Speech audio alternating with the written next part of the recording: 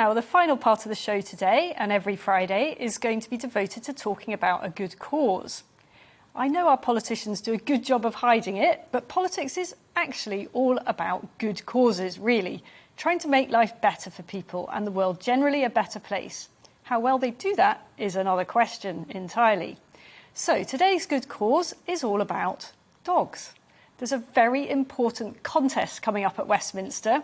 Not a leadership contest, disappointingly for MPs, but a competition for the top dog. Yup, it's the annual Westminster Dog of the Year competition, organised by the Kennel Club and the Dogs Trust. More than 20 MPs' mutts have been shortlisted for this competition, and it takes place in two parts. First of all, you've got the politicians and their pooches showing up. They have to turn up on a patch of grass near the Houses of Parliament, and the dogs are put through their paces. They're judged on a range of criteria, including apparently good deeds and behaviour. It's kind of like a poor man's Crufts, I suppose, or maybe a rich man's Crufts, given how much MPs get paid. And then there is the popular vote. So those MPs whose mutts don't win in the first category think they might be within a chance of winning the popular vote. It's all a bit of fun, but I can tell you that the MPs take it very seriously indeed. They treat it as if they're running an election campaign. They've got teams, they've got tactics, and some of their dogs even have tricks. Joining me to discuss his entry to the competition is Tory MP for Stockton South, Matt Vickers, and his very cute Pomeranian Karen. So, Matt Vickers, you here with your dog Karen, who's not actually your dog, but we'll explain that in a minute, and you're entering Karen into the Westminster Dog of the Year competition. Karen's a Pomeranian, is that right? A Pomeranian Chihuahua cross, yeah. I've never even heard of that. Is that quite unusual? I think it's probably quite unusual, but she's super cute. Karen's not actually mine. Karen belongs to my Geordie mates who moved down here and is sort of a neighbour. So I get a good share in the dog. I'm a proper responsible dog owner because I know I couldn't have one full time. So is that allowed within the rules of the competition, or has there been a little bit of a skullduggery? Or should I say skullduggery? It's definitely within the rules, although I'm sure some of the competitors will be checking. I think they will definitely be. Within the rules. All good entrants to competitions, particularly super important competitions like the Westminster Dog of the Year competition, need a good backstory. Tell me about Karen's backstory. It's like What's X hers? Factor, isn't it? It's a bit Totally, like the X Factor. yeah. So there is a suspicion that she may have come from a puppy farm. It was one of these, early on in the lockdown, everybody wanted a dog, didn't they? And my mate Gabby and Mia were no different. They wanted a dog. So early doors, they went online. People's awareness of puppy farming is a big deal. People aren't as aware of the issues, what to look for, what the signs are. Since then, however, she wasn't in the best of shape when they got her. As a result of your bond with Karen, you've got involved in campaigning on a serious issue, which is the use of unlicensed puppy farms. Yeah, I mean, it's a massive issue, and when you see the trauma that some of these dogs are put through, I mean, in reality, you know what everybody should do? They should get themselves onto the Dogs Trust and get adopting a rescue dog, because there's some very cute dogs. Well, absolutely. Who could possibly turn down that beautiful little thing? Now, the other issue that you've got involved in, which is very topical post-lockdown, has been the issue of dog theft. Yeah, it's been huge. So we've seen the value, everybody wanted a dog during lockdown, the value of dogs has gone up, and as a result, some of the most horrendous, unscrupulous people have been out there stealing dogs. And actually, when you looked at the law as it is, or as it was, there are situations where you could get a bigger penalty for stealing a bike than stealing a dog. Well, a dog's a member of the family, aren't they? You know, they're and that is super traumatic for people when their dogs are taken. Thankfully, the government's put in place its pet theft task force to look at the issue, because we don't just want to punish the people who steal them. We want to prevent them being stolen in the first place. So that's all going on. And in most politically correct terms, the government's not going to bring in a pet theft offence. It's going to bring in a pet abduction theft. Because these little people are getting kidnapped. They're not just getting stolen. She's a good little lobbyist in her own way. Do you know what? When you talk about a subject like this, yeah, or you talk to the media, or you get in your picture, people are more likely to publish that picture about this campaign if they've got this little lady with me than they have me. She's got her Instagram. More importantly, not only do we want people to follow her on Instagram, we want to get them onto that Kennel Club website to get voting for Karen.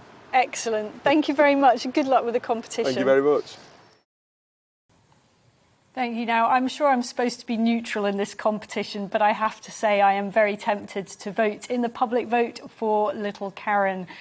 Joining me now is Dan O'Neill, Westminster insider and my regular Good Causes commentator. Now, the Westminster Dog of the Year competition, it's a bit of fun, isn't it? But there are serious issues there, which is why we've picked up on it as a cause. There's the puppy farming question and the very serious issue of dog theft, which I think a lot of people were affected by over the lockdown. Yeah, the Westminster Dog of the Year competition is a political event. It's got lots of paparazzi there. I have to get those two puns in. But it is a big event of the year, and it actually hasn't been able to take place for the last 2 years. So last year you had coronavirus pandemic, which stopped it from happening. The year before, there was actually security concerns about Brexit protesters, so it stopped then. No way. So the reigning champion... So there's been a real build-up to Yeah, this there's one. been a real bit... Yeah, and the reigning champion, Alex Norris, who's a Labour MP. It's the dog that's the reigning champion. Yeah, the reigning champion. Well, the dog's name was actually Corona, so it's known as the sort of psychic dog of the Westminster Dog competition. But it's a real opportunity for MPs actually seriously to raise some important issues that are close to their hearts and have some sort of puppy dog element to them. And they do take it massively seriously, don't they? I mean, there's all sorts of tactics going on and plotting and... Quite. Even preparing for this interview, when I spoke to Matt Vickers' office, I was bombarded with pictures, briefing notes. I mean, it's a serious... Everyone's trying to get their dog out. Yeah, everyone's trying to get their dog out there, and the public have the opportunity to vote for their favourite dog if they go on the Kennel Club website. They can see the list of MPs, the causes they're championing, and their dogs and pictures of their dogs.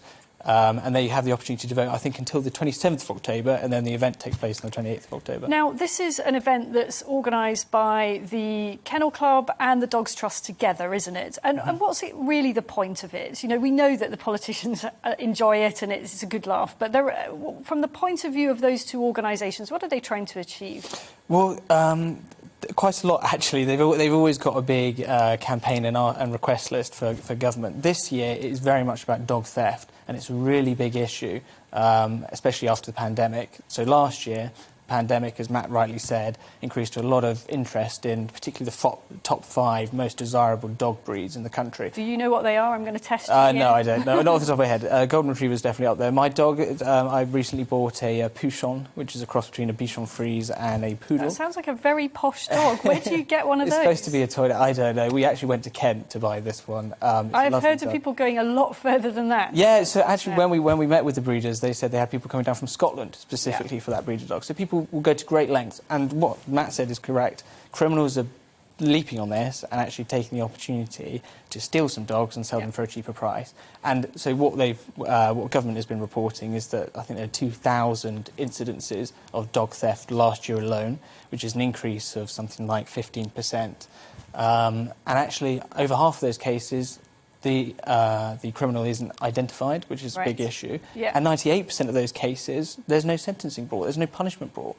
So only 2% of those cases of the 2,000 are actually punished. So it's a really big issue. And then there's the allied issue of puppy farming. And of course, as the value of puppies has gone up, so have the number of unscrupulous breeders, I imagine, although whether we have any statistics on that, I don't know. Yeah, so the Dogs Trust and the Kennel Club do a really good job of identifying to potential dog owners and people interested in buying dogs what you should look out for in these instances. There are big issues around sort of microchipping.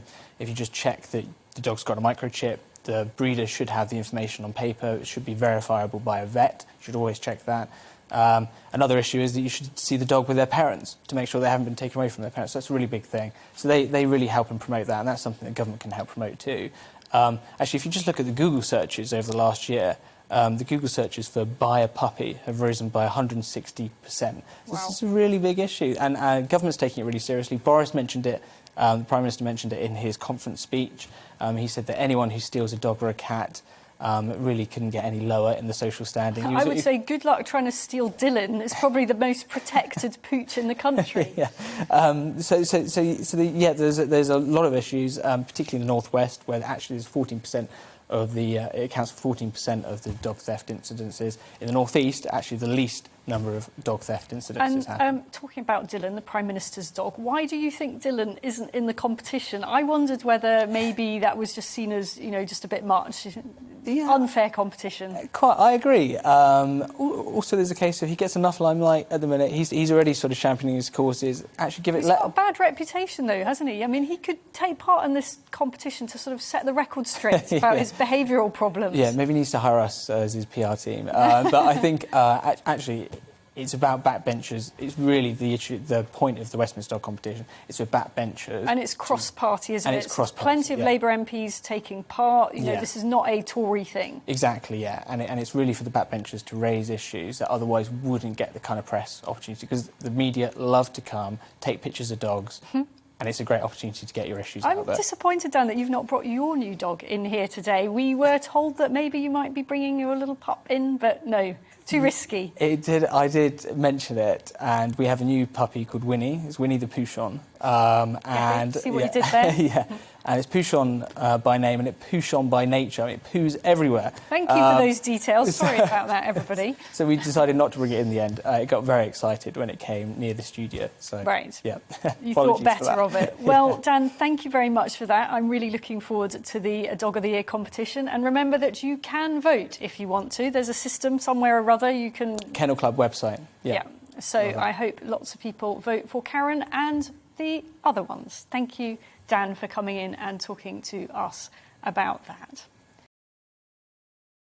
Welcome to the GB News YouTube channel. You can watch us live 24 hours a day, catch up on your favourite shows and join in the conversation in the comments below. Don't forget to subscribe and you'll never miss any of our exclusive content.